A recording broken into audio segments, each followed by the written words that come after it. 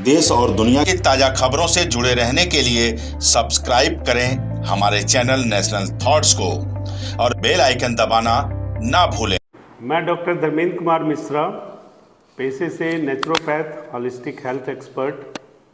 आजकल यूसीसी का हमारे देश में बहुत ही चर्चा है और हर कोई जानना चाहता है कि हम उसके सपोर्ट में हैं या विरोध में हैं।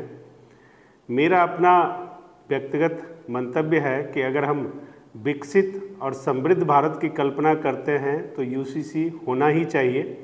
पिछले 70 वर्षों में इन गलतियों की वजह से हम बहुत पीछे रह गए हैं, तो आज वो वक्त है जब इसको लागू किया जाए और भारत को एक राष्ट्र और एक विधान के तहत शामिल करके एक अग्रिम राष्ट्र की श्रेणी में खड़ा करें। मेरा नाम राजेश पराशर है। मैं holistic healer, astrologer, numerologer south Delhi से हूँ। आजकल जो चर्चा चल रही है यूसीसी की, यूनिफॉर्म सिविल कोड की, तो उसमें अगर एक देश की तरक्की और एक लॉ के लिए ये बहुत ज़रूरी है। ये सब धर्म को मान्य होना चाहिए, जिसमें औरतों का एक बहुत बड़ा हिस्सा होगा जिससे फ़ायदा होगा।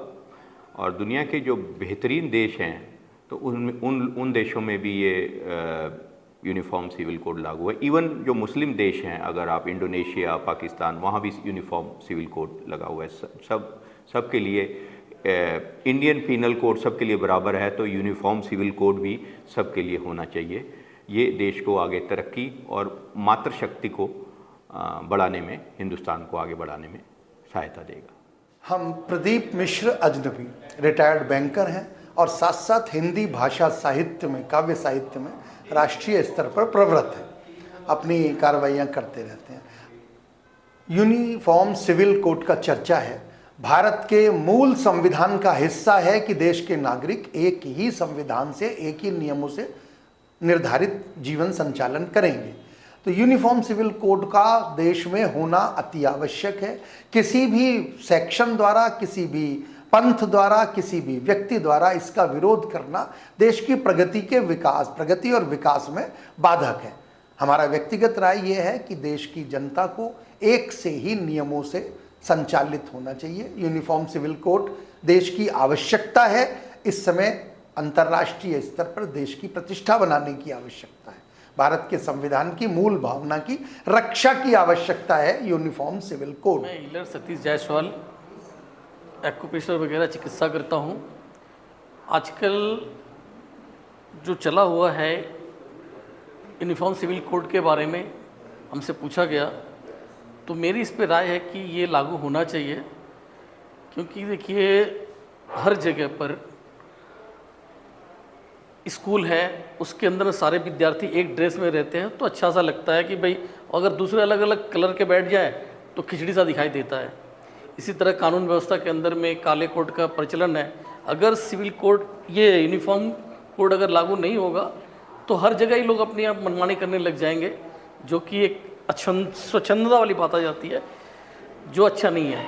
सबको रेगुलर हिसाब में चलने वाली बात, तो यूनिफॉर्म सिविल कोड लागू होना चाहिए। मैं डॉक्टर MS आर्य, CPA नेचर क्योर प्राकृतिक चिकित्सा केंद्र, सेक्टर 8 रोहिणी से।